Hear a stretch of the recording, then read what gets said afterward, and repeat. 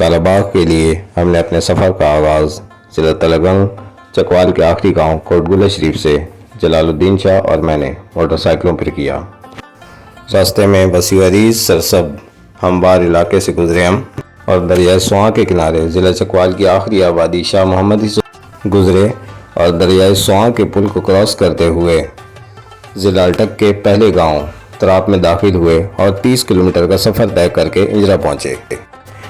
Anjra سے جنگ میاں والی روڈ پر مغرب کی سمت میں 28 کلومیٹر کا فاصلہ طے کر کے برطانوی راج میں بننے والے سواں ریلوے اسٹیشن پہنچے۔ ریلوے جنکشن بالکل ویران پڑا تھا۔ اس راستے سے صرف ایک ٹرین خوشحال خان خٹک گزرا کرتی تھی جو اب بند ہے۔ وہاں سے ہوتے ہوئے 9 کلومیٹر کے فاصلے پر سواں ریلوے کے ساتھ نیا تعمیر شدہ سنہی پل پار کیا اور ضلع میاں والی میں داخل ہوئے، جہاں کا پہلا گاؤں ڈھوک برتھال ہے۔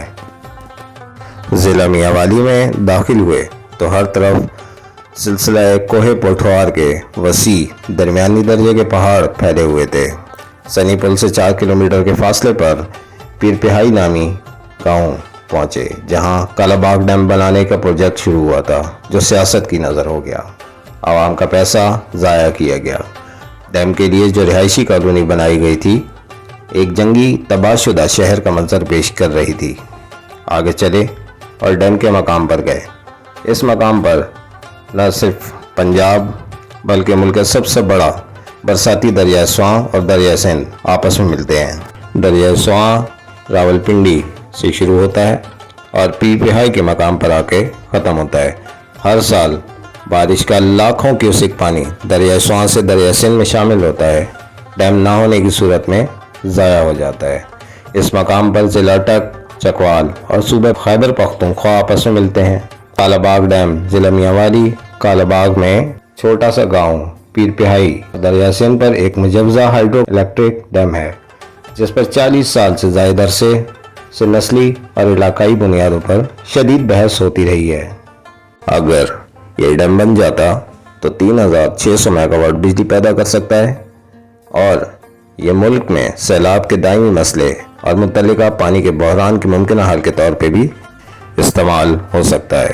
ڈیم کی تعمیر سے پانی اور بجلی دونوں مسائل کافی حد تک حل ہو سکتے ہیں۔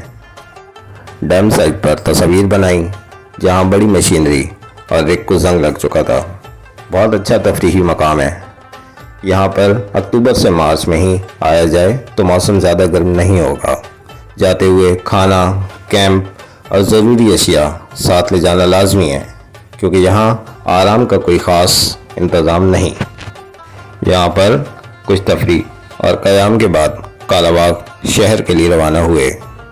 پیر پہائی سے 32 کلومیٹر کی مسافت پر ضلع میاں والی کا تاریخی شہر کالا باغ دریائے سندھ کے عین کنارے آباد ہے۔ ماڑی انڈس سے کالا باغ کا تاریخی پل پار کیا۔ کالا باغ پل 1931 میں کالا باغ دریائے سندھ کو عبور کرنے کے لیے کھولا گیا۔ اس پل نے ماڑی انڈس ریلوے اسٹیشن کو وسیع کیا جو 1913 میں کھولا گیا تھا۔ کالا باغ یا اس کے قریب دریائے سندھ پر پل کی تعمیر پر کئی سالوں تک غور کیا جاتا رہا۔ پہلا سروے 1888 میں کیا گیا۔ اس کے بعد 1919 سے 1924 تک تحقیقات کی گئیں۔ آخرکار 1927 میں اس منصوبے کی منظوری دی گئی۔ اس پل سے سنگل لائن ریلوے گزرتی تھی۔ اس پل میں ایک مشترکہ سڑک ریل سنگل ٹریک ہے۔ اب اس لائن کا نام بدل کر ٹرانس انڈس ماڑی انڈس کالا باغ بنو ریلوے رکھا گیا۔ ایسا لگتا ہے پل کا حصہ کھلنے کے فوراً بعد چھوڑ دیا گیا تھا اور پل صرف سڑکی ٹریفک کے لیے استعمال ہوتا تھا۔ سڑک کا پل ٹوٹ پھوٹ کا شکار ہو گیا تھا اور 2009 سے پہلے بند ہونے کی اطلاعات تھیں۔ بعد میں دوبارہ مرمت کر کے کھول دیا گیا۔ پل پار کرتے ہی تاریخی بوہڑ بنگلہ نظر آتا ہے۔ نواب آف کالا باغ کا بوہڑ بنگلہ دریائے سندھ کے بالکل ساتھ ہے۔ ایک بڑے قدیم برگد کے درخت کے نیچے تعمیر کیا گیا تھا۔ کالا باغ کا نام کالا سے اردو اصطلاح میں کالا سے نکلا ہے اور باغ کا مطلب باغ ہے، جو برگد کے گھنے درخت اور باغات کی وجہ سے علاقے کی نمائندگی کرتا ہے۔ یہ بنگلہ نواب آف کالا باغ کے لیے آرام گاہ کے طور پر کام کرتا تھا۔ اس عمارت کو ملکہ الزبتھ کی مہمان نوازی کے شرف بھی حاصل ہے۔ یہاں دنیا کے بڑے بڑے سیاسی رہنماؤں نے قیام کیا، جس میں کئی معزز مہمانوں جیسے ذوالفقار علی بھٹو، ایوب خان اور امریکہ کی سابق خاتون اول ایلینور روزویلٹ نے اپنے 1952 کے پاکستان کے سرکاری دورے کے دوران میزبانی کی تھی۔ فضائیہ کے پائلٹ لنکی احمد نے روزویلٹ کے قیام کے دوران مدد کی۔ 2010 کے سیلاب میں یہ بورڈ بنگلہ ڈوب گیا تھا۔ بہت مضبوط تعمیر اس عمارت کو کوئی خاص نقصان نہ پہنچا سکی۔ سیلاب کے بعد بھی یہ عمارت دریائے سندھ کے کنارے قائم ہے۔ بورڈ بنگلہ میں متعدد تاریخی نمونے ہیں اور حال ہی میں اس کی تزئین و آرائش کی گئی ہے۔